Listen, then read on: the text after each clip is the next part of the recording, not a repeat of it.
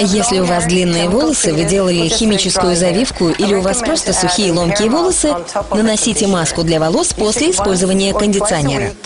Наносите маску 1-2 раза в неделю или по мере необходимости, когда вашим волосам нужен дополнительный уход. Наносите маску только на чистые, просушенные полотенцем волосы. Если волосы влажные, маска не впитается и вы не получите желаемого результата. Выбирайте маску, подходящую вашему типу волос. Используйте ее так же, как и кондиционер, но не смывайте в течение 5 минут после нанесения. Если ваши волосы сильно повреждены, следуйте такой процедуре. Оберните волосы теплым влажным полотенцем и оставьте маску на 10-20 минут, чтобы дать ей впитаться более глубоко. Теплое полотенце усилит действие активных компонентов маски, и кроме того, вы сможете приятно расслабиться. И, наконец, тщательно смойте маску теплой водой.